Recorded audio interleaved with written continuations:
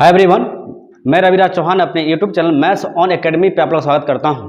आज हम लोग देख रहे हैं बिहार पुलिस का प्रैक्टिस सेट नंबर 4, जिसमें हम लोग सबसे पहले देखेंगे मैथमेटिक्स को, उसके बाद हिंदी, उसके बाद English, SST, science, current affair, यानी एक ही सीरीज में हम लोग टोटल के टोटल सब्जेक्ट देखने वाले हैं। तो देखते हैं आज का क्वेश्चन नंबर 1। देखिए क्वेश्चन नंबर 1 कहता क्या है, कह रहा है कि एक रेलगाड़ी 90 किलोमीटर प्रति घंटा की रफ्तार से चल रही है, 15 मिनट में वह कितनी दूरी तय करेगी। आप देख भी सकते हैं एक क्वेश्चन। देखिए इसमें दिया क्या है, इसमें अगर देखा जाए तो स्पीड का वैल्यू दे दिया, नहीं स्पीड अगर देखा जाए तो स्पीड दिया आपको 90 किलोमीटर पर घंटा, नहीं, और उसके बाद देता है कि टाइम बराबर दे दिया 15 मिनट। अच्छा, इस क्वेश्चन में एक बात और ध्यान दीजिएगा, आपको पता है कि किलोमीटर पर घंटा को हम लोग मीटर पर सेकंड में बदलने के लिए 5/18 से गुना करते हैं, नहीं, आपको पता है। लेकिन आप देखिएगा इसमें ऑप्शन में, तो ऑप्शन में आप पाते हैं कि जो भी इसका आंसर दिया है मीटर में दिया है, नहीं, क्या दिया है, मीटर में दिया है, जबकि यहाँ पे देखते हैं मिनट में है, नहीं। अगर इसको मीटर पर सेकंड में बदलते हैं हम लोग तो इसको क्या होगा, हम लोग को सेकंड में बदलना पड़ेगा, नहीं। तो क्या करते हैं, इसको सबसे पहले इसी को हम लोग बदल लेते हैं मीटर पर सेकंड में। तो 90 गुने, अब बताइए किलोमीटर पर घंटा को अगर मीटर पर सेकंड में बदलना हो तो क्या चीज से गुना करेंगे, 5/18 से गुना करेंगे, नहीं। देखिए 9 से कट रहा है, 9 दहा 90, 9 दूना 18, नहीं सॉरी 18 पचे क्या हो जाएगा सर, 18 पचे 90 होगा, ये भी तो कट रहा है ना। देखिए तब 50 25 यानी 25 मीटर पर सेकेंड हो गया, नहीं। आपकी स्पीड क्या आ गई, 25 मीटर पर सेकेंड। अगर टाइम की बात किया जाए तो टाइम आपको 15 मिनट दिया हुआ है। अब देखिए यहां पे अगर देखा जाए टाइम किस में डिमांड कर रहा है, सेकंड में, तो आपको करना क्या होगा कि मिनट को आपको सेकंड में बदलना होगा। तो ये बताइए 1 मिनट में कितना सेकंड, तो 60 सेकंड। तो क्या करेंगे, 60 से गुना कर देंगे। देखिए 15 छक्के 90 यानी कितना हो गया, 90 15 छक्के 90, जीरो का जीरो यानी 900 सेकंड हो गया, 900 सेकंड। अब बताइए क्या निकालना है, तो कहता है कि दूरी तय करेगी।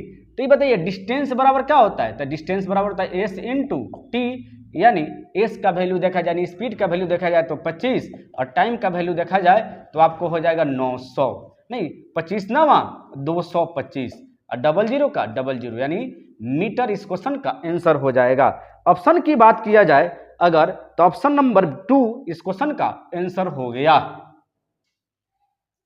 ब्याज प्रति वर्ष की दर पर 1800 रुपए की राशि 10 वर्षों में 2700 रुपए हो जाएगी, इन कह रहा है जी क्वेश्चन। तो देखिए आप एक बात मिलाते होंगे कि जब भी आप इसका सेट मारते होंगे तो आपको स्पीड का मतलब टाइम एंड डिस्टेंस का और एसआई यानी सिंपल इंटरेस्ट और कंपाउंड इंटरेस्ट का क्वेश्चन आता ही तो आता है। तो आप सबसे पहले क्या कीजिए, इन सभी चैप्टरों को जरूर से जरूर इसको खत्म कर लीजिए। और ट्रिग्नोमेट्री भी बार बार पूछा गया है, तो ट्रिग्नोमेट्री पर भी आप विशेष करके ध्यान दीजिए। तो देखते हैं क्वेश्चन नंबर 2 कह रहा है, तो इसने बोला कि साधारण ब्याज प्रति वर्ष की दर पर 1800 रुपया की राशि, यानी अगर देखा जाए पी का वैल्यू कितना दे दिया जी, 1800 रुपया, और टाइम की बात किया जाए तो दे दिया 10 वर्ष, कितना दे दिया 10 वर्ष, और अगर देखा जाए अमाउंट हो जाता है कितना, 1800 रुपया 10 वर्षों में 2700 रुपया हो गया, कितना हो गया 2700 रुपया हो गया। तो बताना है कि इसका दर क्या है, नहीं। तो देखिए रेट बराबर, अगर इसको देखिए आपने कितना रुपया लगाया 1800, आपको 10 साल में कितना हो गया 2700, मतलब आपको अगर देखा जाए कि सिंपल इंटरेस्ट यानी ब्याज कितना आ गया, तो 2700 में से 1800 रुपया आपका मूलधन था, निकाल दीजिएगा, तो जो बचेगा वो क्या होगा, एस आई होगा। अब रही बात की रेट निकालनी है, तो रेट बराबर क्या होता है, एस आई इंटू 100। तो देखिए एस आई का वैल्यू कितना है जी 900 इंटू 100 बट्टा में पी इंटू टी, तो पी का वैल्यू देखिए कितना है 1800 इंटू टी, और टी का वैल्यू कितना है 10। यानी याद रखिएगा कि रेट बराबर होता है एस आई इंटू 100 बट्टा पी इंटू टी, नहीं। अब देखिए डबल जीरो से डबल जीरो कट गया, एक जीरो से एक जीरो कट गया, 18 पचे 90, यानी 5% इस क्वेश्चन का आंसर हो जाएगा। ऑप्शन की बात किया जाए तो ऑप्शन नंबर 1 इस क्वेश्चन का आंसर हुआ। अब हम देखते हैं नेक्स्ट क्वेश्चन। अब क्वेश्चन देख भी सकते हैं। क्वेश्चन कहता है, क्वेश्चन नंबर 3, कि ब्याज वार्षिक रूप से चक्रवृद्धि होने पर 1600 रुपये की धनराशि पर 15% की ब्याज दर से 2 वर्षों में प्राप्त होने वाला चक्रवृद्धि ब्याज ज्ञात कीजिए। नहीं तो देखते हैं हम लोग क्वेश्चन। देखिए कह रहा है क्या चीज कि 1600 रुपये पर, यानी अगर देखा जाए तो पी का वैल्यू कितना दे दिया जी, 1600 रुपये दे दीजिए, और रेट का वैल्यू आपको दे दिया है 15%, कितना 15%, टाइम दे दिया 2 वर्ष, और कह रहा है कि एसआई ज्ञात कीजिए, यानी सिंपल इंटरेस्ट ज्ञात कीजिए। तो क्या करते हैं आप लोग, करते क्या है कि 15% है तो 15 बट्टा में 100 कीजिए। देखिए 5 से 5 थी आई 15, 5 से काटेगा 20, यानी हो गया 3 बट्टा में 20। देखिए पहला स्टेप में क्या करते हैं आप, देखिए प्रिंसिपल आपकी कितनी है 1600 रुपया, नहीं तो 1600 रुपया आपका प्रिंसिपल है। तो पहला स्टेप में आप क्या करते हैं, पहला स्टेप में करते हैं कि इसका ब्याज निकालते हैं। नहीं यानी पहले स्टेप में जब भी निकलेगा आपको सिंपल इंटरेस्ट निकलेगा, यानी साधारण ब्याज निकलेगा। देखिए 0 से 0 काट दीजिए, 2 बटे 16 यानी 80 रुपया, 8 तिरिका 24, 240 रुपया। तो ये बताइए पहले साल इसने कितना पैसा दिया 240, फिर दूसरा साल कितना दिया 240, लेकिन आप बना क्या रहे हैं कंपाउंड इंटरेस्ट, और कंपाउंड इंटरेस्ट का मतलब होता है ब्याज पर ब्याज। तो देखिए दूसरा स्टेप में अगर देखा जाए तो 240 रुपया जो ब्याज मिला है, फिर इस पे आपको ब्याज देना होगा। नहीं अगर रेट की वैल्यू किया जाए तो 3/20 है, तो 3/20, देखिए 0 से 0 कट गया, 2 से काटिए, 12 दूना 24, 12 36 रुपया और ब्याज पर ब्याज लगा, यानी ये 36 रुपया क्या करना होगा ऐड कर दीजिए। देखिए 24 दूना 48, 480 रुपया प्लस 36 रुपया, नहीं 6 और 0 तो क्या हो जाएगा 6, 8 3 11 के 1 4 1 5, यानी 516 रुपया इस क्वेश्चन का आंसर हो जाएगा। ऑप्शन की बात किया जाए तो ऑप्शन नंबर 4 इस क्वेश्चन का आंसर हुआ। अब लोग देखते हैं नेक्स्ट क्वेश्चन, क्वेश्चन नंबर 4 देखिएगा, कहता है एक त्रिभुज के कोण 1:7:10 के अनुपात में है, सबसे बड़े कोण का मान ज्ञात कीजिए। यानी सबसे बड़ा कोण क्या है, यही ना करना है जी। देखिए अगर कोण का रेशियो देखा जाए तो ए बी सी क्या क्या दिया जी, 1:7:10 दे दिया।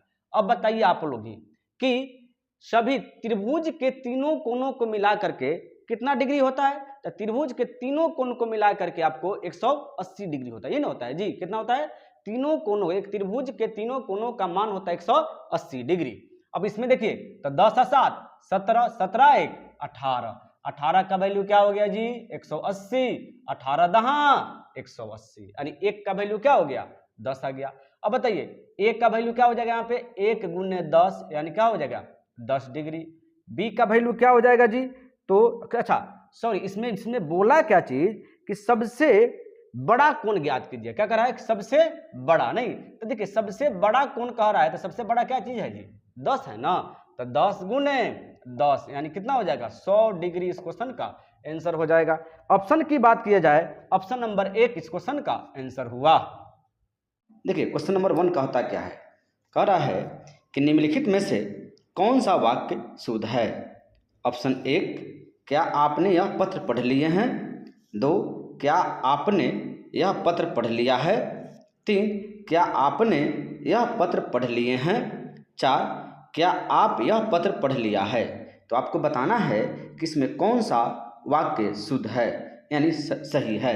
तो देखिए अगर इसको देखा जाए व्याकरण के हिसाब से तो इसमें कौन सा सही है, तो क्या आपने यह पत्र पढ़ लिया है, यानी ऑप्शन नंबर 2 इस क्वेश्चन का आंसर होगा। तो हम लोग देखते हैं नेक्स्ट क्वेश्चन, क्वेश्चन नंबर 2। देखिए क्वेश्चन नंबर 2 में क्या कहता है, कह रहा है क्वेश्चन नंबर 2 कि विभावरी का अंतिम प्रहर है, अब प्रातः काल होगा। यह वाक्य में काले गढ़ का शब्द का पर्यायवाची शब्द क्या है, यानी विभावरी का, देखिए विभावरी का अंतिम प्रहर है अब प्रातः काल होगा। वाक्य में गाढ़े काले शब्द का पर्यायवाची शब्द है, यानी विभावरी का पर्यायवाची शब्द आपको बताना है। ऑप्शन की बात किया जाए तो ऑप्शन नंबर 1 कहता है रात्रि, 2 तपसा, 3 छन्नदा, 4 तरणी।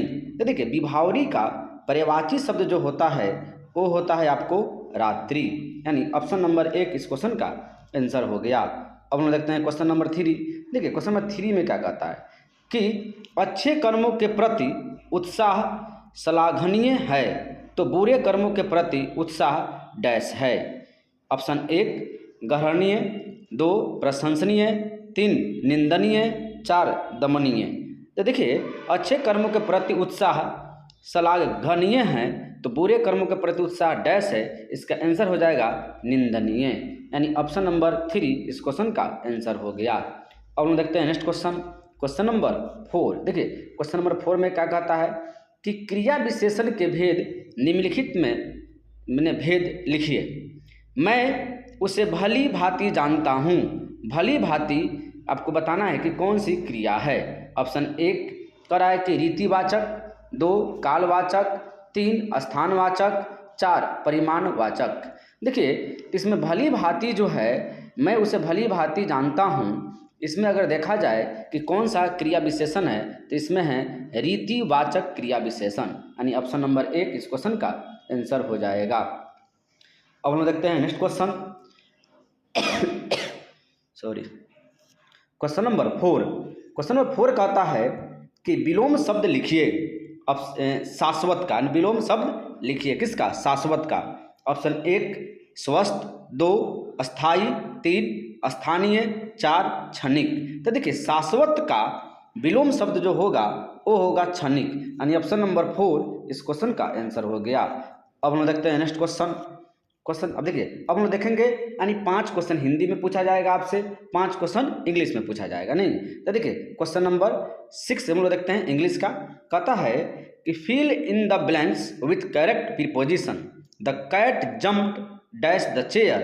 आपको बताना है ऑप्शन ए, एक वे कहता है ऑफ, 2 फ्रॉम, 3 ऑफ, 4 बाई। ये देखिए the cat jumped dash the chair, इसका आंसर हो जाएगा आपको प्रीपोजिशन में फ्रॉम, यानी ऑप्शन नंबर 2 इस क्वेश्चन का आंसर हो गया। अब हम देखते हैं next question, question number 7। Question number 7 कहता है कि identify the plural form which is incorrect. आपको बताना है कि इसमें कौन सा गलत है प्लूरल में। देखिए option number 1 commanders in chief, 2 में माइस, 3 में कहता है सन इन लॉज, 4 में कहता है मेन। तो देखिए अगर इसमें देखा जाए कि प्लूरल के हिसाब से कौन सा गलत है तो आप देख सकते हैं इसमें गलत हो जाएगा आपको सन इन लॉज, क्योंकि इसका आंसर होना चाहिए आपको, इसका प्लूरल होना चाहिए सन्स इन लॉ, जबकि देखिए एस यहाँ पे होना चाहिए जबकि लगाया क्या है लॉज में, इसलिए क्या होगा ए गलत हो जाएगा, यानी ऑप्शन नंबर 3 इस क्वेश्चन का आंसर हुआ। अब हम देखते हैं नेक्स्ट क्वेश्चन, क्वेश्चन नंबर 8 कहता है change the flowing sentence in the present perfect continuous tense, यानी प्रेजेंट परफेक्ट कंटिन्यूअस टेंस में आपको चेंज करना है। देखिए ऑप्शन की बात किया जाए तो इधर सॉरी क्वेश्चन में देखा जाए तो कहता है कि mister Rakesh has taught English for 25 years. तो देखिए इसमें चेंज करना है प्रेजेंट में, यानी प्रेजेंट परफेक्ट कंटिन्यूअस। तो सबसे पहले आपको प्रेजेंट परफेक्ट कंटिन्यूअस का आपको क्या करना होगा, सेंटेंस का स्ट्रक्चर देखना होगा कि होता क्या है रूल। तो देखिए रूल होता है कि subject plus have oblique has plus been plus before. तो देखते हैं ऑप्शन में किस में दिया हुआ है। ऑप्शन 1 में देखिए mister Rakesh has been teaching English for 25 years. नहीं, ऑप्शन 2 में देखा जाए कि mister Rakesh is taught an English for 25 years. 3 में कहता है mister Rakesh is being taught English for 25 years. 4 में कहता है mister Rakesh has been taught English for 25 years. अब हम देखते हैं क्वेश्चन नंबर 9 कहता है कि select the word opposite in meaning to the word in capital letters. कहता है इनहैंसिंग का बताना है, इसका अपोजिट वर्ड आपको बतानी है। देखिए ऑप्शन की बात किया जाए तो ऑप्शन नंबर 1 में कहता है कि रिड्यूसिंग, 2 में कहता है बूस्टिंग, 3 इंक्रीजिंग, 4 कॉन्ट्रैक्टिंग। नहीं तो आपको इसमें बताना है कि इनहेंस का, नहीं इनहेंसिंग दे दिया, इनहेंस का इनहेंसिंग यानी भी4 दे दिया है। नहीं तो देखिए इसमें बताना है कि इसका आपको कैपिटल लेटर का आपको बताना अपोजिट वर्ड क्या होगा। तो सबसे पहले आपको आना चाहिए कि इनहेंसिंग का मतलब होता क्या है। देखिए इनहेंस से बना है इनहेंसिंग, तो इनहेंस का मतलब होता है वृद्धि करना, इसका भी मतलब क्या होगा वृद्धि करना। तो देखिए वृद्धि करने का अगर देखा जाए अपोजिट तो क्या हो जाएगा रिड्यूसिंग, यानी कमी करना, यानी ऑप्शन नंबर 1 इस क्वेश्चन का आंसर हो जाएगा। अब हम देखते हैं नेक्स्ट क्वेश्चन, क्वेश्चन नंबर 10। देखिए क्वेश्चन नंबर 10 में क्या कहता है कि चूज द वर्ड और phrase which is the nearest in meaning to the key word लियोड। नहीं, लियोड का क्या होगा? देखिए ऑप्शन की बात किया जाए तो ऑप्शन नंबर 1 में कहता है कि वेलगर, 2 में कहता है डिसेंट, 3 में कहता है प्लीजिंग, 4 में कहता है फनी। देखिए लियोड का मतलब क्या होता है, इसका कह रहा है ये आपको मीनिंग निकालने के, इसका नज़दीकी मीनिंग क्या होगा। देखिए लियोड मीन्स होता है कामुक, व्याभिचारी या लंपट। देखिए तो इसका अगर आंसर की बात किया जाए तो इसका आंसर हो जाएगा आपको ऑप्शन नंबर 1 यानी वल्गर। वल्गर इसका आंसर हो जाएगा। इसका मतलब भी वही होता है, लंपटप या कामुक या व्याभिचारी। अब हम देखते हैं नेक्स्ट क्वेश्चन। क्वेश्चन नंबर आपका हो जाएगा 11। देखिए अब 11 में क्या हो गया, सामाजिक विज्ञान आ गया। नहीं, देखते हैं उसको। कहता है कि भारतीय संविधान के अंतर्गत अवशिष्ट अधिकारों का अर्थ है। ऑप्शन 1 अंतर्राष्ट्रीय मामलों से संबंधित अधिकार, 3 आंतरिक आपात स्थिति में संबंधित अधिकार, 3 अधिकार जिनका प्रयोग केंद्रीय सरकार और राज्यों दोनों द्वारा किया जा सकता है, 4 अधिकार जिनको केंद्रीय सूची, राज्य सूची या समवर्ती सूची में स्पष्ट रूप से शामिल नहीं किया गया है। तो आपको बताना है इसमें कि अवशिष्ट अधिकारों का अर्थ क्या होता है। तो याद रखिएगा अवशिष्ट अधिकारों का अर्थ होता है कि वह अधिकार जिनको केंद्रीय सूची, राज्य सूची और समवर्ती सूची में स्पष्ट रूप से शामिल नहीं किया गया है, यानी ऑप्शन नंबर 4 इस क्वेश्चन का आंसर होगा। और हम देखते हैं नेक्स्ट क्वेश्चन, क्वेश्चन नंबर 12। देखिए क्वेश्चन नंबर 12 में क्या कहता है कि मौर्य वंश के तत्काल बाद किस वंश ने आकर मगध राज्य पर शासन किया। ऑप्शन 1 सातवाहन, 2 शुंग, 3 नंद, 4 कन्नौ। देखिए तो मगध के तुरंत बाद जो शासन किया वो किया कौन, शुंग वंश किया, यानी ऑप्शन नंबर 2 इस क्वेश्चन का आंसर हो जाएगा। किस वंश ने आकर मगध राज्य पर शासन किया, तो शुंग वंश ने। और हम देखते हैं नेक्स्ट क्वेश्चन, क्वेश्चन नंबर हो जाएगा आपका 13। देखिए क्वेश्चन नंबर 13 में क्या कहता है कि राज्यसभा के लिए राष्ट्रपति द्वारा कितने सदस्य नामित किए जाते हैं। ऑप्शन की बात की जाए, ऑप्शन 1 2 में 12, 3 15, 4 20। इस क्वेश्चन का आंसर हो जाएगा 2 12, यानी ऑप्शन नंबर 2 इस क्वेश्चन का आंसर हो गया। याद रखिएगा कि राज्यसभा में राष्ट्रपति 12 सदस्यों को मनोनीत करते हैं। अब हम देखते हैं नेक्स्ट क्वेश्चन, क्वेश्चन नंबर 14। कहता है कि संसद की लोक लेखा समिति का अध्यक्ष नियुक्त किया जाता है। ऑप्शन 1 लोकसभा के अध्यक्ष द्वारा, 2 में कहता है भारत के प्रधानमंत्री द्वारा, 3 भारत के राष्ट्रपति द्वारा, 4 राज्यसभा के अध्यक्ष द्वारा। तो देखिए संसद के लोक लेखा समिति का अध्यक्ष नियुक्त किया जाता है लोकसभा के अध्यक्ष के द्वारा, यानी ऑप्शन नंबर 1। अब हम देखते हैं नेक्स्ट क्वेश्चन, क्वेश्चन नंबर 15। देखिए क्वेश्चन नंबर 15 में क्या कहता है कि अमृतसर शहर किनके द्वारा स्थापित किया गया था। ऑप्शन 1 गुरु गोविंद सिंह, 2 गुरु अमरदास, 3 गुरु रामदास, 4 गुरु अर्जुन देव। तो देखिए कह रहा है कि अमृत शहर किनके द्वारा स्थापित किया गया था, तो किया गया था गुरु रामदास के द्वारा किया गया था। अगर देखा जाए ऑप्शन में, तो ऑप्शन में कहाँ पे है जी रामदास, तो ऑप्शन नंबर 3, यानी ऑप्शन नंबर 3 इस क्वेश्चन का आंसर हो जाएगा। याद रखिएगा कि सिखों के चौथे गुरु रामदास ने 1574 ईस्वी में अमृतसर की स्थापना की थी। और हम देखते हैं नेक्स्ट क्वेश्चन, क्वेश्चन नंबर 16। कह रहा है कि दूसरे विश्व युद्ध के दौरान निम्न में से कौन सा देश उन 3 ध्रुवीय शक्तियों में से एक था जिन्होंने मित्र राष्ट्र शक्तियों के विरुद्ध युद्ध किया था। ऑप्शन की बात की जाए, ऑप्शन नंबर 1 कहता है जर्मनी, 2 इटली, 3 चीन, 4 जापान। तो देखिए इसमें मित्र राष्ट्र शक्तियों के विरुद्ध युद्ध किया था, वो था इसमें चीन, यानी ऑप्शन नंबर 3 इस क्वेश्चन का आंसर हो जाएगा। अब हम देखते हैं नेक्स्ट क्वेश्चन, क्वेश्चन नंबर हो गया आपका 17। क्वेश्चन नंबर 17 में कहता है कि प्रायद्वीपीय भारत में उच्चतम पर्वत चोटी है। ऑप्शन 1 अनाईमुड़ी, 2 डोडा बेटा, 3 महेंद्रगिरी, 4 नीलगिरी। तो देखिए प्रायद्वीपीय भारत में उच्चतम पर्वत चोटी है, वो है आपको अनाईमुड़ी, यानी ऑप्शन नंबर 1 इस क्वेश्चन का आंसर हो गया। और हम देखते हैं नेक्स्ट क्वेश्चन, क्वेश्चन नंबर 18। देखिए क्वेश्चन नंबर 18 में क्या कहता है, किस नदी में मेटूर बांध स्थित है। ऑप्शन 1 गोदावरी, 2 महानदी, 3 कृष्णा, 4 कावेरी। तो किस नदी में मेटूर बांध स्थित है, तो मेटूर बांध स्थित है कावेरी नदी पर, यानी ऑप्शन नंबर 4। और हम देखते हैं नेक्स्ट क्वेश्चन, क्वेश्चन नंबर हो जाएगा आपका 19। कहता है कि यूरोप की सबसे लंबी नदी है। ऑप्शन 1 राइन, 2 रोम, 3 डानूब, 4 वोल्गा।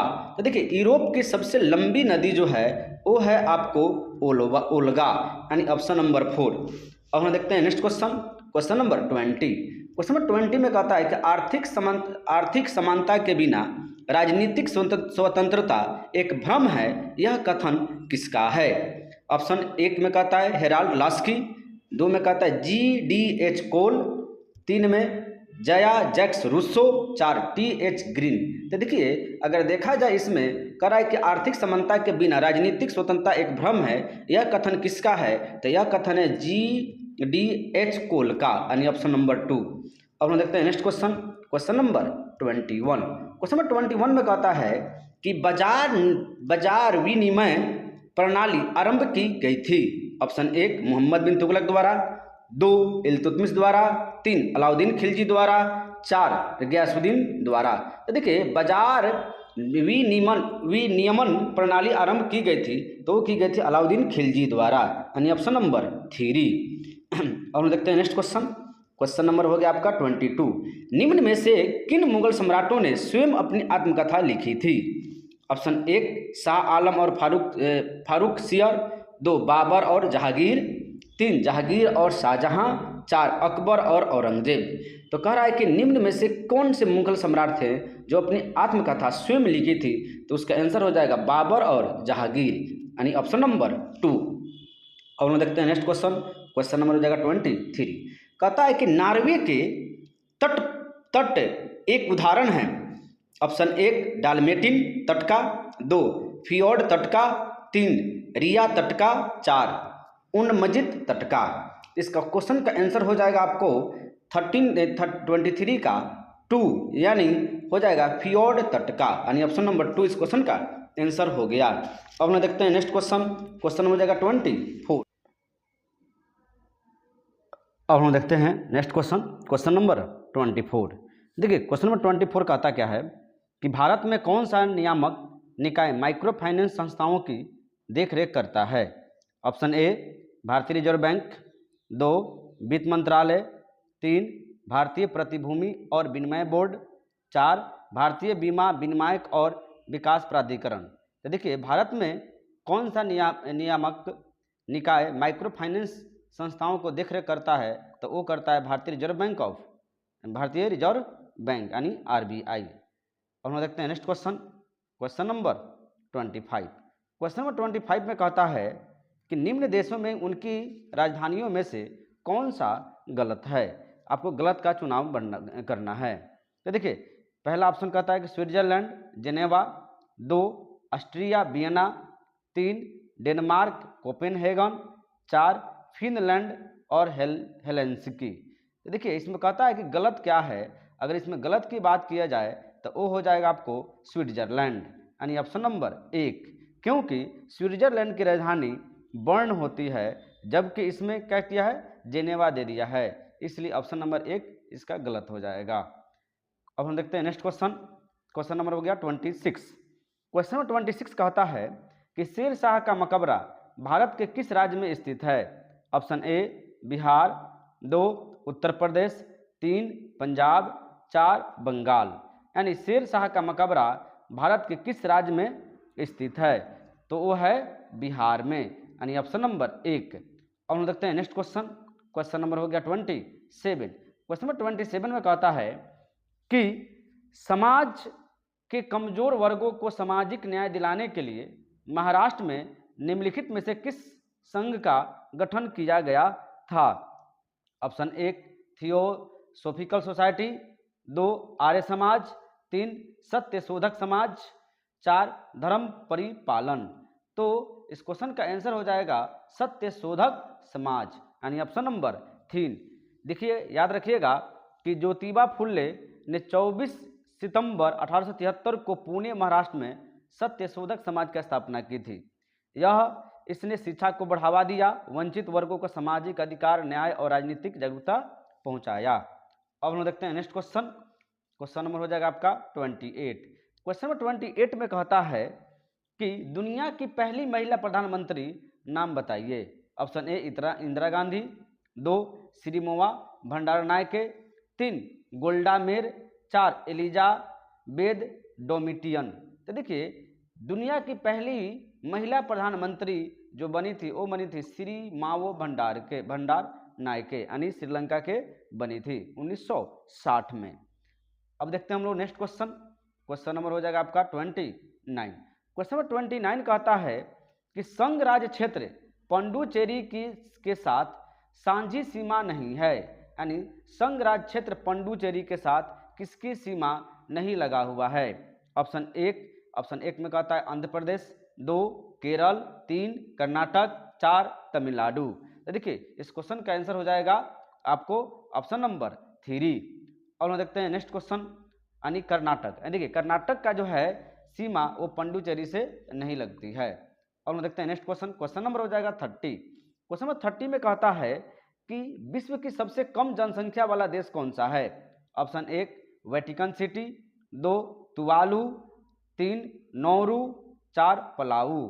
तो देखिए विश्व की सबसे कम जनसंख्या वाला देश कौन सा है, तो वो है वेटिकन सिटी, ऑप्शन नंबर 1। अब हम देखते हैं नेक्स्ट क्वेश्चन। क्वेश्चन हो जाएगा आपका 31। क्वेश्चन नंबर 31 कहता है कि ब्रह्मपुत्र नदी के तट पर कौन सा शहर स्थित है। ब्रह्मपुत्र नदी पर ऑप्शन 1 कानपुर, 2 श्रीनगर, 3 डिब्रूगढ़, 4 लखनऊ। तो इसका आंसर हो जाएगा डिब्रूगढ़, यानी ऑप्शन नंबर 3 ब्रह्मपुत्र नदी के तट पर डिब्रूगढ़ स्थित है। अब हम देखते हैं नेक्स्ट क्वेश्चन।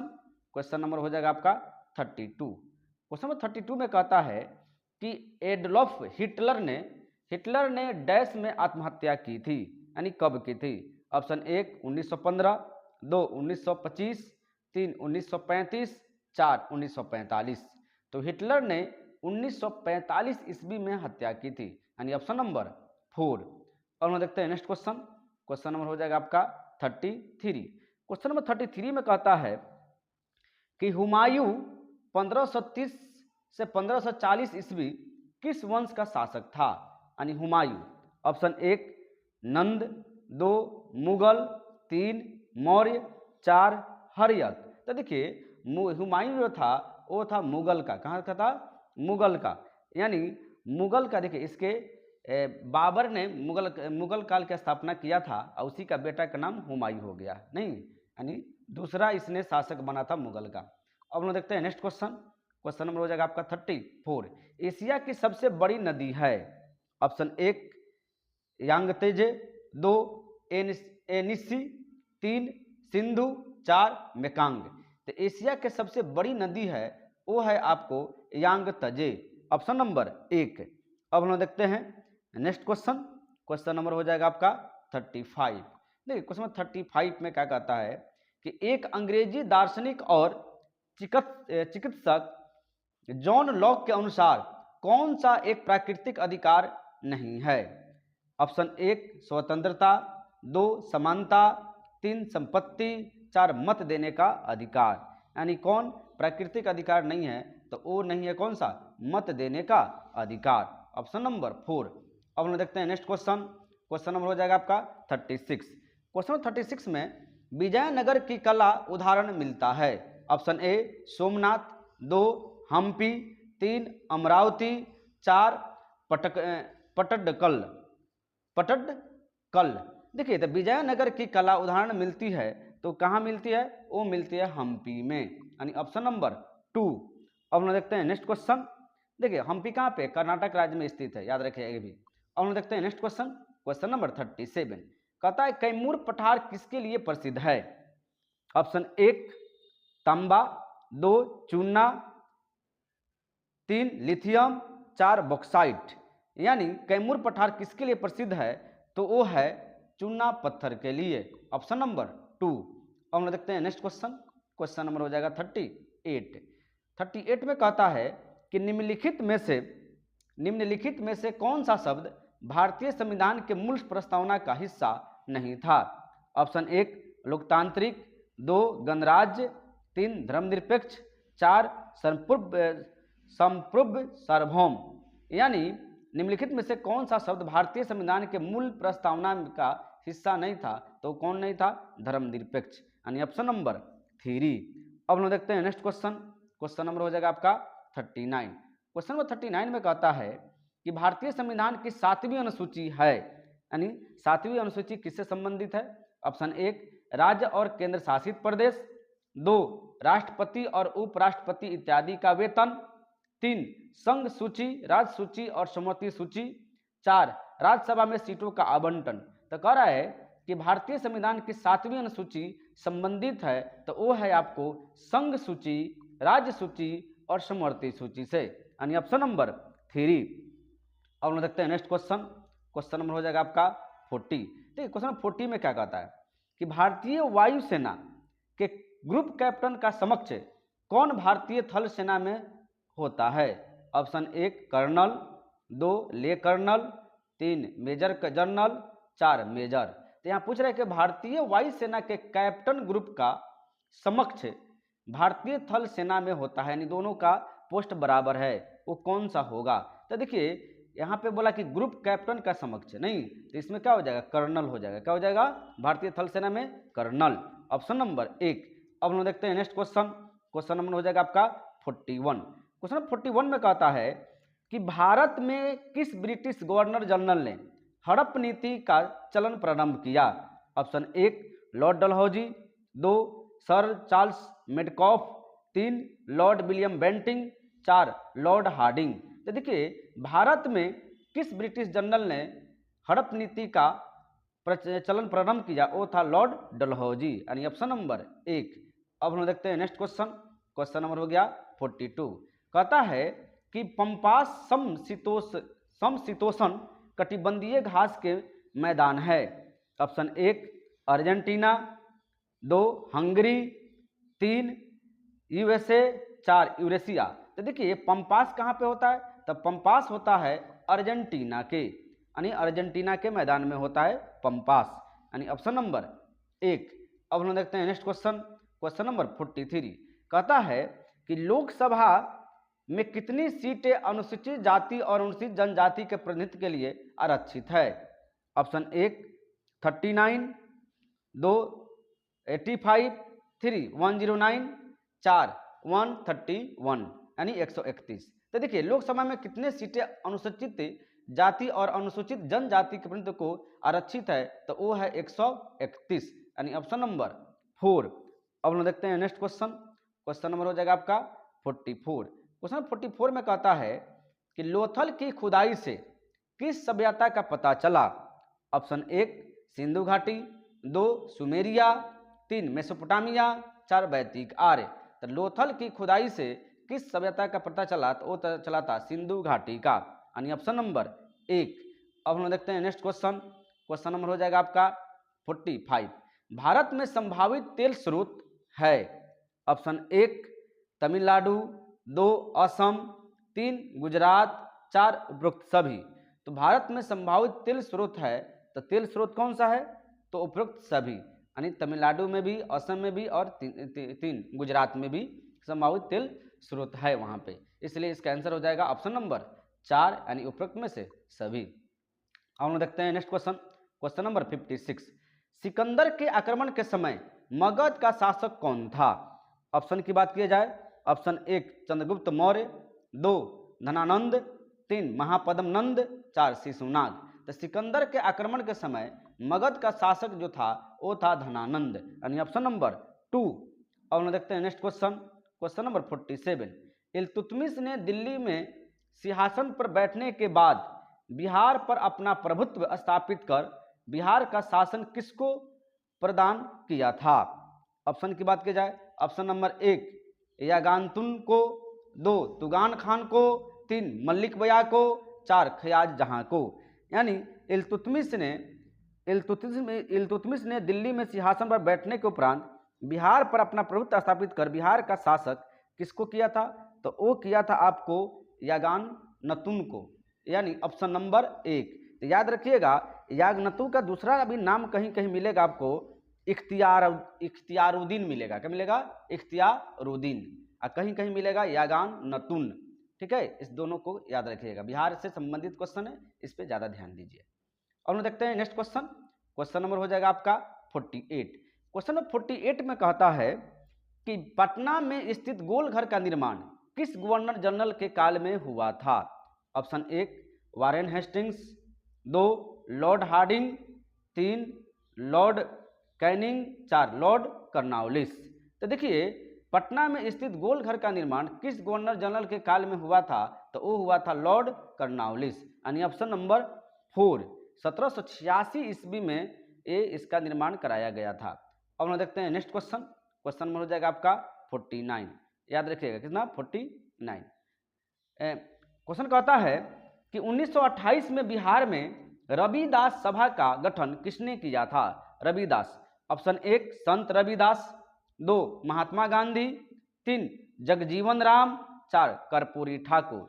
यानी 1928 में बिहार में रविदास सभा का गठन किया था, वो किया था जगजीवन राम, यानी ऑप्शन नंबर 3। अब हम देखते हैं नेक्स्ट क्वेश्चन। क्वेश्चन नंबर हो जाएगा 50। तो क्वेश्चन 50 में क्या कहता है कि मधुश्रावणी पर्व विशेष रूप से कहाँ मनाया जाता है? ऑप्शन 1 छपरा में, 2 पटना, 3 भोजपुर, 4 मध्यांचल। यानी मधुश्रावणी पर्व विशेष रूप से कहाँ मनाया जाता है?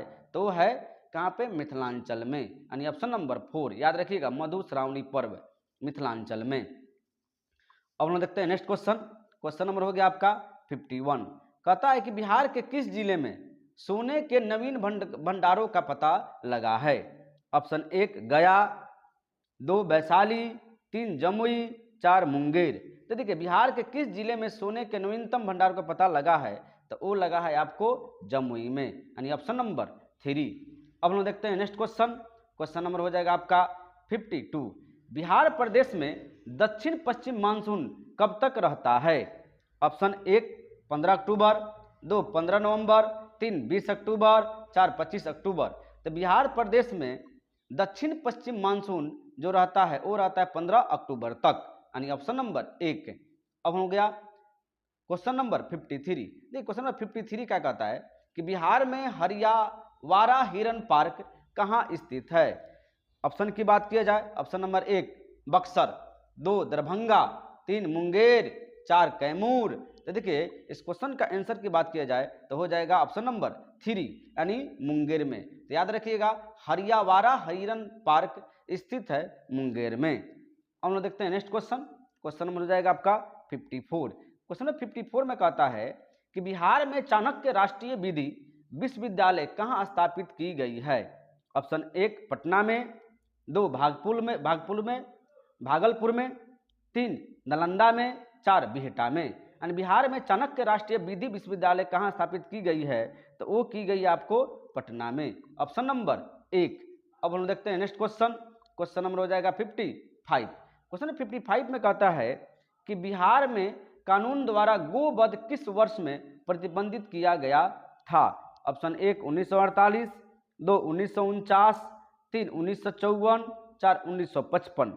देखिए तो बिहार में कानून द्वारा गोवध किस वर्ष प्रतिबंध किया गया था? तो वो किया गया था 1955 में, यानी ऑप्शन नंबर 4 इस क्वेश्चन का आंसर हो जाएगा। अब हम देखते हैं नेक्स्ट क्वेश्चन। Next question 56। देखिए क्वेश्चन 56 क्या कहता है कि 18वीं शताब्दी के भारतीय युद्धों के संदर्भ में पैदल सेना के सैनिकों द्वारा इस्तेमाल की जाने वाली भारी बंदूक को निम्न में से क्या कहा जाता था? ऑप्शन 1 मचलॉक, 2 सवार, 3 पैदल, 4 मस्कट। तो देखिए जो पैदल चलने वाले जो सैनिक थे उसको हम लोग क्या कहते हैं? मस्कट कहते हैं, यानी ऑप्शन नंबर 4। अब हम देखते हैं नेक्स्ट क्वेश्चन। क्वेश्चन नंबर कहता है 57। 57 में कहता है कि प्रथम आधुनिक ओलंपिक खेलों की शुरुआत 6 अप्रैल 1896 को कहां से हुई थी? Option 1 Athens, 2 Los Angeles, 3 Amsterdam, 4 London. तो देखिए सबसे पहली बार जो ओलंपिक खेली गई थी वो थी एथेंस में, यानी 6 अप्रैल 1896 को कहाँ खेल गया था? एथेंस में, यानी ऑप्शन नंबर 1। अब हम देखते हैं नेक्स्ट क्वेश्चन। क्वेश्चन नंबर हो जाएगा 58। देखिए क्वेश्चन नंबर 58 क्या कहता है? कह रहा है कि दिल्ली के सुल्तानों के शासनकाल के दौरान एक पांडुलिपि तैयार करने के लिए 4 चरण आवश्यक होते थे। निम्नलिखित में से कौन सा चरण उनमें से एक नहीं था? ऑप्शन 1 पाठ का लेखन, 2 पद का बाइंडिंग बनाना, 3 पाठ को संपादित करना, 4 महत्वपूर्ण शब्दों और अंशों को चिन्हित करने के लिए सोना पिघलाना। तो देखिए इसमें आंसर की बात किया जाए तो हो जाएगा पाठ को संपादित करना, ए उसमें इंक्लूड नहीं था, यानी ऑप्शन नंबर 3 इस क्वेश्चन का आंसर हो गया। अब हम देखते हैं नेक्स्ट क्वेश्चन। क्वेश्चन नंबर हो जाएगा आपका 59 में कहता है कि अशोक चक्र से सम्मानित होने वाली प्रथम भारतीय कौन थी? ऑप्शन 1 नीरजा भनोट, 2 किरण बेदी, 3 इंदिरा गांधी, 4 सरोजिनी नायडू। तो देखिए अशोक चक्र से सम्मानित होने वाली प्रथम भारतीय महिला थी, वो थी नीरजा भनोट, यानी ऑप्शन नंबर 1। अब हम देखते हैं नेक्स्ट क्वेश्चन। क्वेश्चन नंबर हो जाएगा आपका 60। भारत के निम्नलिखित में से किस राज्य में सोने के भंडार है? ऑप्शन 1 तमिलनाडु, 2 आंध्र प्रदेश, 3 मध्य प्रदेश, 4 कर्नाटक। तो भारत के निम्नलिखित में से किस राज्य में सोने के भंडार है? तो वो है आपको कर्नाटक में, यानी ऑप्शन नंबर 4। अब हम लोग देखते हैं नेक्स्ट क्वेश्चन। क्वेश्चन नंबर हम लोग देखेंगे 61। भारत की जनगणना 2011 के अनुसार बिहार कितने प्रतिशत साक्षर दर से सबसे कम साक्षर वाला राज्य है? ऑप्शन 1 65.46, 2 66.95, 3 67.06, 4 63.82। तो देखिए 82। तो कहता है कि इसमें बिहार में साक्षरता दर कितनी है कि जिसके कारण वो सबसे नीचे है? तो वो है 63.82, यानी ऑप्शन नंबर 4। अब हम देखते हैं नेक्स्ट क्वेश्चन। क्वेश्चन 62। देखिए क्वेश्चन नंबर 62 में क्या कहता है? निम्न में से कौन पूर्वी बंगाल के एक वकील थे जो असहयोग आंदोलन में विशेष रूप से सक्रिय थे? ऑप्शन 1 चित्तरंजन दास, 2 सरदार वल्लभ भाई पटेल, 3 BR अम्बेडकर, 4 बाल गंगाधर तिलक। तो बनाना है कि बंगाल के वकील थे जो एकदम से उससे सक्रिय भूमिका निभाया था, वो थे चित्तरंजन दास, यानी ऑप्शन नंबर 1 इस क्वेश्चन का आंसर हुआ। अब हम देखते हैं नेक्स्ट क्वेश्चन। क्वेश्चन नंबर हो जाएगा आपका 63। क्वेश्चन नंबर 63 में कहता है कि भारतीय संविधान के किस भाग में राष्ट्रपति के चुनाव से संबंधित नियमों का वर्णन किया गया है? यानी किस भाग में पूछा जाता है? नहीं, ऑप्शन 1 भाग 4, 2 भाग 7, 3 भाग 6 और भाग 5। तो कहता है कि राष्ट्रपति के चुनाव से संबंधित नियमों का वर्णन किस भाग में किया गया है? तो वो है भाग 5 में, यानी ऑप्शन नंबर 4 इस क्वेश्चन का आंसर हुआ। अब हम देखते हैं नेक्स्ट क्वेश्चन। Question number 64। देखिए क्वेश्चन नंबर 64 में क्या कहता है कि रंगनथिट्टू पक्षी अभयारण्य कहाँ स्थित है? ऑप्शन 1 केरल, 2 कर्नाटक, 3 तेलंगाना, 4 आंध्र प्रदेश। तो देखिए रंगनथिट्टू पक्षी अभयारण्य कहाँ स्थित है? तो वो है आपको कर्नाटक में, ऑप्शन नंबर 2। अब हम देखते हैं नेक्स्ट क्वेश्चन। क्वेश्चन नंबर हो जाएगा आपका 65। जीडीपी का प्रमुख उपयोग क्या है? ऑप्शन 1 देश की साक्षरता दर का आकलन करना, 2 में कहता है कि किसी देश की अर्थव्यवस्था की स्थिति का आकलन करना, 3 देश की युवाओं के स्वास्थ्य का आकलन करना, 4 देश की विशेष नीति का आकलन करना। तो देखिए जीडीपी का प्रमुख उपयोग क्या होता है? तो वो होता है अर्थव्यवस्था से। जीडीपी का संबंध किससे है? अर्थव्यवस्था से। इसलिए इस क्वेश्चन का आंसर हो जाएगा 2, यानी किसी देश की अर्थव्यवस्था की स्थिति का आकलन करना। अब हम देखते हैं नेक्स्ट क्वेश्चन। क्वेश्चन नंबर हो जाएगा आपका 66। क्वेश्चन नंबर 66 में कहता है कि भारतीय रेल की कुल मार्गीय लंबाई मार्च 2020 तक कितनी है? आपको बतानी है। अब देखिए इस क्वेश्चन का आंसर की बात किया जाए तो एक हो जाएगा ऑप्शन नंबर 1 में कि 67,956 किलोमीटर, 2 63,950 किलोमीटर, 3 91,604 किलोमीटर, 4 82,402 किलोमीटर। तो देखिए भारतीय रेल की कुल मार्गीय लंबाई मार्च 2020 तक कितनी है? तो है 67,956 किलोमीटर। अब हम देखते हैं नेक्स्ट क्वेश्चन। क्वेश्चन नंबर हो जाएगा आपका 67। कहता है कि मोहिनी अट्टम किस राज्य की नृत्य शैली है? मोहिनी अट्टम, ऑप्शन 1 पश्चिम बंगाल, 2 तमिलनाडु, 3 महाराष्ट्र, 4 केरल। तो देखिए मोहिनी अट्टम संबंधित है केरल से, यानी ऑप्शन नंबर 4 इस क्वेश्चन का आंसर हो जाएगा। अब हम देखते हैं नेक्स्ट क्वेश्चन। Question number 68। किस संगीत निर्देशक को पंचम के नाम से जाना जाता है? Option 1 Khayyam, 2 SD Burman, 3 RD Burman, 4 Annu Malik. तो देखिए किस संगीत निर्देशक को पंचम के नाम से जाना जाता है? तो वो थे RD बर्मन, यानी ऑप्शन नंबर 3। अब हम देखते हैं नेक्स्ट क्वेश्चन, क्वेश्चन नंबर 69। असत्य कथन की पहचान कीजिए। इसमें बताना है कि असत्य कौन सा है। ऑप्शन 1 RBI अर्थव्यवस्था के लिए बैंक दर तय करता है, ये बात सही है। 2 सेबी अर्थव्यवस्था में मुद्रा की पूर्ति की विनियमित करने के लिए खुले बाजार की प्रक्रिया करती है, ये संदिग्ध हो सकता है नहीं सेबी। देखिए ऑप्शन नंबर 3 RBI 100 रुपए के करेंसी नोट छापता है, ये बात सही है। वित्त मंत्रालय 1 रुपए का सिक्का जारी करता है, ये भी सही है। इसमें गलत क्या हो जाएगा? तो इसमें गलत हो गया ऑप्शन नंबर 2, यानी सेबी अर्थव्यवस्था में मुद्रा की पूर्ति की विनियमित करने के लिए खुले बाजार की क्रियाएं करती हैं। सेबी का इससे लेना देना नहीं है मुद्रा से संबंधित, इसलिए इसका आंसर क्या हो जाएगा? ऑप्शन नंबर 2 गलत है। अब हम देखते हैं नेक्स्ट क्वेश्चन, क्वेश्चन नंबर हो जाएगा आपका 70। PM दक्ष योजना के तहत प्रति प्रशिक्षु कितना मुआवजा प्रदान किया जाता है? ऑप्शन 1 3000, 2 6000, 3 8000, 4 में कहता है ऑप्शन नंबर 4 में कि 2000 रुपए। तो देखिए PM दक्ष योजना के तहत कितने रुपए का मुआवजा दिया जाता है? तो दिया जाता है 3000 रुपए का, यानी ऑप्शन नंबर 1। अब हम देखते हैं नेक्स्ट क्वेश्चन, क्वेश्चन नंबर हो जाएगा आपको 71। देखिए क्वेश्चन नंबर 71 में क्या कहता है कि गुनेरी गांव के प्राकृतिक अंतर्देशीय मैंग्रोव स्थल को किस राज्य का पहला जैव विविधता विरासत स्थल घोषित किया गया है? ऑप्शन 1 असम, 2 गुजरात, 3 राजस्थान, 4 हिमाचल प्रदेश। तो देखिए एक गुनेरी गांव के प्राकृतिक अंतर्देशीय मैंग्रोव स्थल को किस राज्य का पहला जैव विविधता विरासत स्थल घोषित किया गया है? तो वो किया गया है आपको गुजरात को, यानी ऑप्शन नंबर 2 इस क्वेश्चन का आंसर हो जाएगा। अब हम देखते हैं next question, question number 72। Question number 72 में कहता है कि केंद्रीय बजट 2025-26 में कृषि उत्पादकता में सुधार के लिए कौन सी प्रमुख फसल पहल का लक्ष्य रखा गया है? ऑप्शन 1 प्रधानमंत्री किसान सम्मान निधि, 2 उच्च उपज वाले बीजों पर राष्ट्रीय मिशन, 3 मृदा स्वास्थ्य कार्ड योजना, 4 डिजिटल इंडिया। तो देखिए इसमें कहता है केंद्रीय बजट 2025-26 में कृषि उत्पादकता में सुधार के लिए कौन सी प्रमुख फसल पहल का लक्ष्य रखा गया है?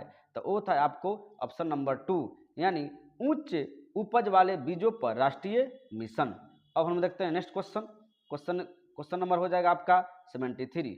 क्वेश्चन नंबर 73 कहता है कि 2 फरवरी 2025 को किस देश में अभ्यास एक्वेरिन शुरू हुआ है? Option 1 Philippines, 2 Maldives, 3 Indonesia, 4 Nepal. तो देखिए कहाँ पे चालू किया गया है? तो ये किया गया है आपको मालदीव में। याद रखिएगा कि ये सब करेंट अफेयर है, 5-5 करेंट अफेयर देखना है हम लोग को हर सेट में। तो कह रहा है कि 2 फरवरी 2025 को किस देश में अभ्यास एक्वेरिन शुरू हुआ है? तो वो हुआ है मालदीव में, यानी ऑप्शन नंबर 2 इस क्वेश्चन का आंसर हो गया। अब हम देखते हैं नेक्स्ट क्वेश्चन, क्वेश्चन नंबर 74। कहता है 74 में कि भारत डैश तक 23 से 35 ट्रिलियन डॉलर की GDP के साथ एक उच्च आय वाला देश बन जाएगा। ऑप्शन की बात की जाए, ऑप्शन नंबर 1 2030, 2 2045, 3 2038, 4 2047। तो देखिए अब भारत कब तक 23 से 25 ट्रिलियन डॉलर की GDP के साथ एक उच्च वाला आय बन जाएगा? तो वो बन जाएगा आपको ऑप्शन नंबर 4, यानी 2047 तक। अब हम देखते हैं नेक्स्ट क्वेश्चन, क्वेश्चन नंबर 75। कहता है कि 2047 तक विकसित भारत हासिल करने के लिए भारत को औसत विकास दर कितनी बनाए रखनी होगी? ऑप्शन 1 की बात किया जाए तो कहता है 6%, 2 में कहता है 7%, 3 8% और ऑप्शन नंबर 4 में कहता है 9%। तो देखिए 2047 तक विकसित भारत हासिल करने के लिए भारत को कितनी बना के रखनी चाहिए? तो वो रखनी चाहिए आपको 8%, यानी ऑप्शन नंबर 3 इस क्वेश्चन का आंसर हो जाएगा। अब हम देखते हैं नेक्स्ट क्वेश्चन की बात किया जाए तो हो जाएगा वो 76। देखिए क्वेश्चन नंबर 76 में क्या कहता है, सॉरी 78 में क्या कहता है, नहीं 78 75 के बाद क्या देख देंगे 78, चूंकि बीच में क्या है कि न्यूमेरिकल है, और न्यूमेरिकल को हम लोग क्या करेंगे एक वीडियो के माध्यम से, चूंकि इसको सॉल्व करना पड़ेगा तो उसके वीडियो के माध्यम से आपको बताया जाएगा। अब हम देखते हैं 78 कहता है कि एसिटिक अम्ल एवं सोडियम कार्बोनेट की प्रतिक्रिया से कौन सी गैस निकलती है। ऑप्शन के एक की बात किया जाए तो H2, 2 की बात किया जाए तो CO, 3 की बात किया जाए तो CO2, 4 की बात किया जाए तो H2O। तो देखिए इस क्वेश्चन के आंसर की बात किया जाए तो हो जाएगा आपको CO2, यानी ऑप्शन नंबर 3 इस क्वेश्चन का आंसर हो जाएगा।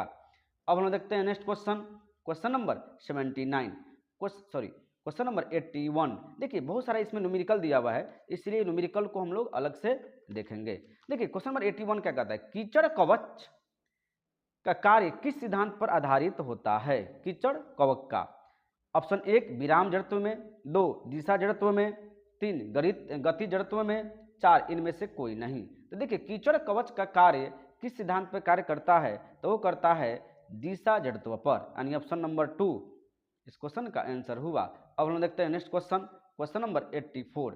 क्वेश्चन नंबर 84 में कहता है कि भारी पानी में साधारण साबुन काम नहीं कर सकता है, क्योंकि ऑप्शन की बात किया जाए तो ऑप्शन नंबर 1 में कहता है Ca2+ और Mg2+ आयनों के साथ अवक्षेप की रचना होती है, 2 साबुन का अपघटन होता है, 3 विघटित लक्षणों का अवसादन होता है, 4 कार्बोनेट Na2+ और Mg2+ आयनों की रचना होती है।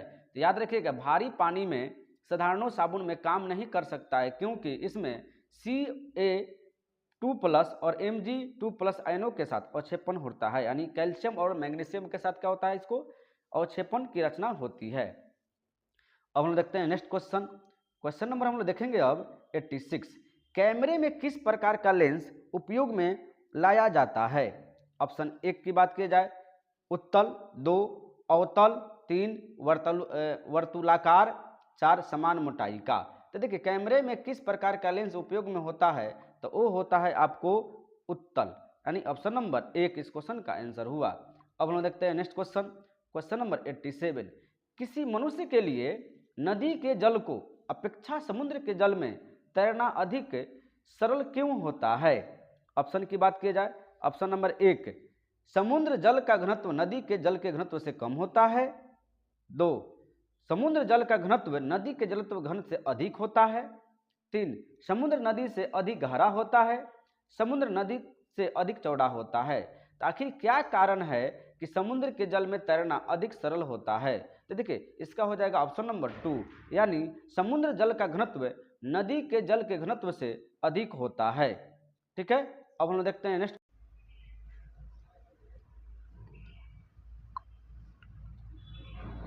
और हम देखते हैं नेक्स्ट क्वेश्चन। देखिए क्वेश्चन नंबर 88 क्या कहता है कि पानी से लोहा तथा मैंगनीज किस प्रक्रिया से हटाए जाते हैं। ठीक है, ऑप्शन की बात की जाए ऑप्शन नंबर 1 क्लोरीनीकरण, 2 निस्यंदन, 3 चूना सोडा उपचार, 4 में कहता है वायु मिश्रण। तो देखिए पानी से लोहा तथा मैंगनीज किस प्रक्रिया से हटाए जाते हैं, तो हटाए जाते हैं आपको वायु मिश्रण के द्वारा, यानी ऑप्शन नंबर 4 इस क्वेश्चन का आंसर हो जाएगा। तो देखिए इस सेशन में हम लोगों ने टोटल के टोटल क्वेश्चन को हम लोगों ने एनालिसिस किया है। कुछ क्वेश्चन ऐसे हैं जो कि न्यूमेरिकल है, इसलिए उस क्वेश्चन को हम लोग इस एक वीडियो के माध्यम से देखेंगे और इसको हम लोग प्रैक्टिस सेट को हम लोग कंटिन्यू करते हुए जाएंगे और बेहतरीन डिस्कशन के साथ करेंगे। मैथमेटिक्स आपको एक वीडियो के माध्यम से मिल रहा है, चूँकि क्या है कि आपको मैथमेटिक्स करना सेट के पहले ही आपको दिया जा रहा है। उसके बाद आपको हिंदी, उसके बाद इंग्लिश, सामाजिक विज्ञान और विज्ञान और करंट अफेयर बिहार से संबंधित क्वेश्चन भी आपको एक ही सेट के माध्यम से मिल रहा है। तो यदि मेरे वीडियो का कंटेंट आपको अच्छा लग रहा है तो लाइक कीजिए, कमेंट कीजिए, सब्सक्राइब कीजिए, चैनल को सब्सक्राइब कीजिए और वीडियो को शेयर जरूर से जरूर कीजिए। Thank you.